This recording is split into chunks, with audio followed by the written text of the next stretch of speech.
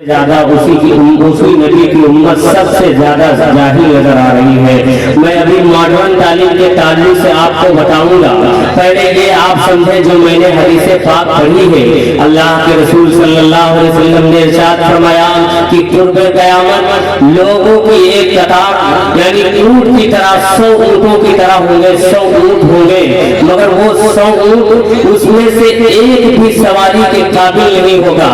अब जब इसको समझ गए तो आप जरा इसकी तशरीह भी समझते चलिए। आज के सर्वे के मुताबिक हिंदुस्तान के अंदर जितने भी मदारिस इस्लामिया हैं, उन मदारिस से फारिग होने वाले उलमा की तादाद तकरीबन रोजाना अगर एक सर्वे किया गया, उस सर्वे के अंदर एक रिपोर्ट आई है कि हमारे भारत के अंदर रोजाना कम से कम जितने उलमाए कराम साल में कितने फारिग हो रहे हैं, तो उसकी तादाद 50,000 बताई जा रही है। फिर एक सर्वे और किया गया जिसमें ये सर्वे किया गया कि हिंदुस्तान के अंदर ये जो जलसे होते हैं और ये जो आराफ मुनाफिक किए जाते हैं, इनकी तादाद कितनी है, तो ये भी उस सर्वे में निकल करके आया कि रोजाना हिंदुस्तान के अंदर तकरीबन 6,000 जलसे होते हैं।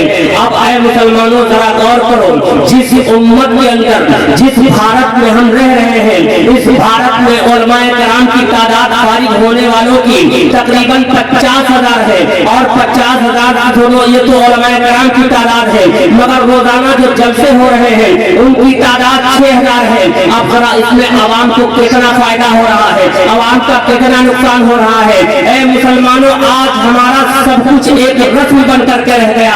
आज हमारी पहचान जिहालत से हो रही है, आज बरेलियत की पहचान सिर्फ जिहालत से हो रही है। आज दीगर कौमें और दीगर मज़ाहिब के मानने वाले भी मुसलमानों को डायरेक्ट टारगेट कर रहे हैं कि ये जो कौमें मुस्लिम है, इस मुस्लिम के अंदर ये जो बरेलवी मजहब के मानने वाले हैं, इनमें सबसे ज्यादा जाहिल नजर आ रहे हैं। आखिर इसकी वजह क्या है? तो आप जरा हदीस को मिलाइए। मेरे आका ने फरमाया कुर्बे क़यामत 100 ऊंट खड़े होंगे कतार में, मगर उनमें सवारी के एक काबिल न होगा। तो आज उलमाए कराम की एक फहरिस्त हमारे पास, मगर इसमें काम के कितने लोग हैं?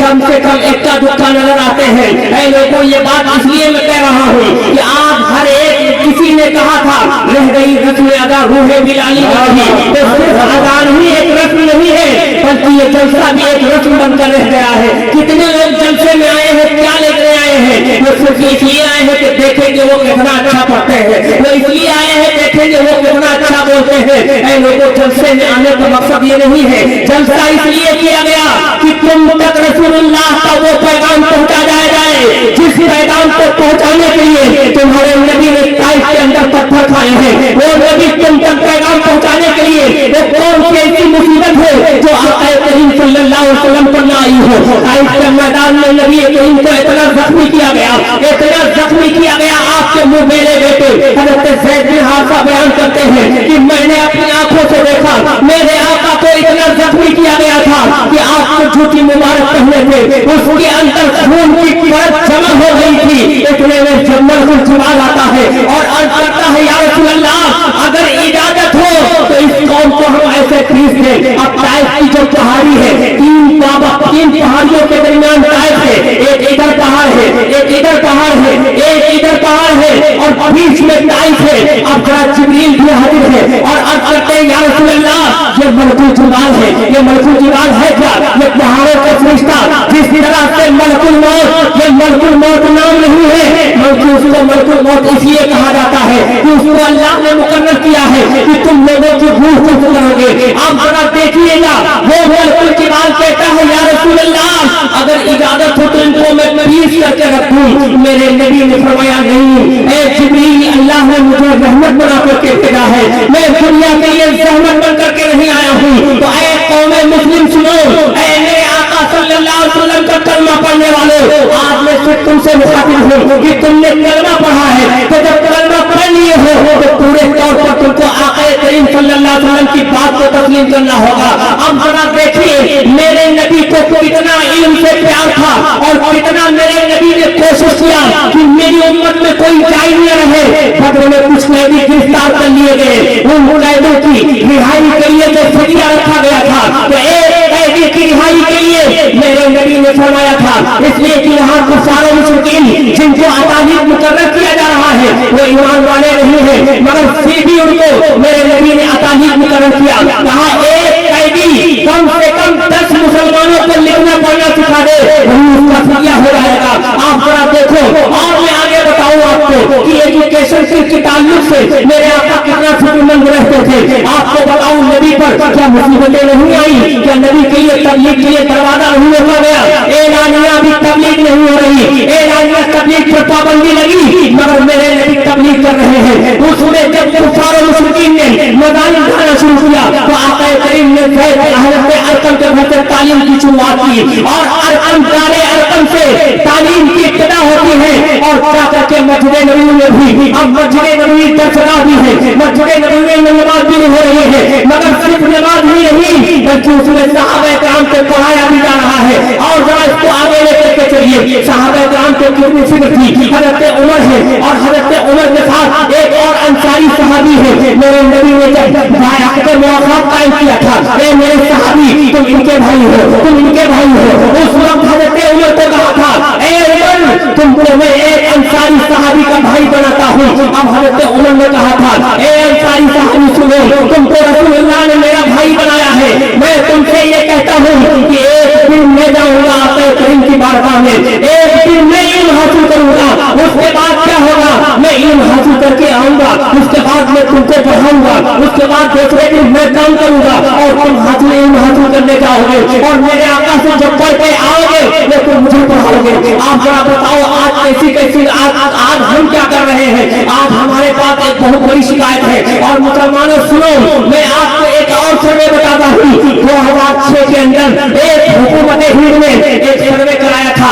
उस सर्वे की रिपोर्ट जो आई है वो जरा देखिए, वो दिल बहलाने वाली रिपोर्ट है। उस सर्वे में एक इंटर कमेटी की जो रिपोर्ट आई है, उस सर्वे में इसमें किया गया, उसमें ये किया गया कि मुसलमान किस मामले में सबसे ज्यादा पीछे है। तो आप जरा देखो, बहुत सुना मेरी बात, 2006 के अंदर हुकूमत ने सर्वे कराया, और उस सर्वे के अंदर जो भी खर्च आया और उसकी रिपोर्ट 403 सफाहत में तैयार हुई है। अब जो रिपोर्ट जो आई है वो हमारे पढ़ने के लिए आई है। हुकूमत का पैसा खर्च हुआ है, मगर हमने उसको नहीं पढ़ा है, मगर जिन लोगों ने पढ़ा है, मैं तो कहता हूँ हर मुसलमान को उसको पढ़ना चाहिए। अगर मुसलमान पढ़ेगा तो उसमें दो चीजें महसूस करेगा, एक तो ये है उस 2006 के सर्वे में ये बात निकल करके सामने आई कि भारत का मुसलमान तालीम के मामले में दलित से भी ज्यादा पीछे है, जमात तुमसे ज्यादा आगे निकल गए हैं। मगर ये हमारी कौम, आज इस कौम के अंदर ऐसे भी है, आज हम क्या बना रहे हैं, आज मुसलमान गरीब है। गरीब क्यों है? इस गुर्बत की वजह क्या है? इस गुर्बत की वजह यह है कि मुसलमान के पास एजुकेशन नहीं है, मुसलमान के पास तालीम नहीं है। और तालीम कहाँ से आएगी? तालीम इसलिए नहीं है कि वो गरीब है, और गरीब इसलिए है कि उसके पास तालीम नहीं है। अब आपको एक और बात बताऊं, हिंदुस्तान की सरजमीन पर आप रह रहे हो, हिंदुस्तान में कंपटीशन का दौर है। वो यहाँ एक जगह निकलती है, अगर फौज की जगह निकली तो जगह निकलती है 5000, मगर हिंदुस्तान में बैठने वाले 50,000 लोग हैं। ये कंपटीशन का दौर है। अगर आप एजुकेशन में मेहनत नहीं करोगे, अगर आप मेहनत करके आगे नहीं बढ़ोगे, कितने 100 मुसलमान बच्चे पढ़ने के लिए जाते हैं, मगर वो पढ़ते पढ़ते पढ़ते पढ़ते उस 100 में से तकरीबन 94 बच्चे ऐसे हैं जो तालीम हासिल करते हैं, मगर उनकी तालीम जा करके हाई स्कूल और इंटर तक रुक जाती है। उसके बाद होता क्या है? अब जब उस बच्चे से पूछा जाता है तुमने हाई स्कूल तक क्यों पढ़ा है, तुमने इंटर तक क्यों पढ़ा है, उसका जवाब बड़ा मायूस क्यों आता है। कहता है मौलाना साहब मैं हाई स्कूल पढ़ रहा था, मगर मेरे पास कुछ हिसाब नहीं थे, मेरा बाप बीमार पड़ गया, कुछ मजबूरी की वजह से मेरे तालीम मुझे रोकना पड़ा। मैं इंटर तक पहुंच गया, मगर मुझे तालीम को रोकना पड़ा। सब लोग खड़े हो जाए, सैयद साहब का तशरीफ ला रहे हैं, अच्छा इस्तेमाल करें। नारे तकबीर, नारे सबको कामा ना करें, इसके तकद्दुस को महफूज रखते हुए आप रात अपनी जगह ले लें और सैयद साहब किला की चेहरे ज़ेबा की ज़ियारत करें और वक्त का बयान सुनें। बैठ जाए, बयान का अदब आप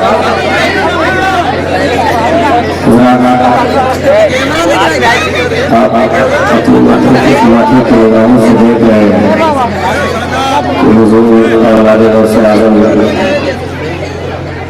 हुजूर से एक सवाल हुसैन साहब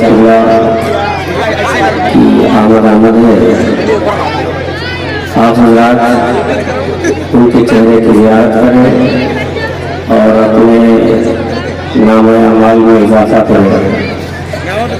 आपसे गुजारिश है कि आप शोर शराबा न करें, आराम से सदा में बैठ जाए। इसके बाद मान का खराब होगा। दो दफा पढ़े अल्लाहुम्मा सल्ली अला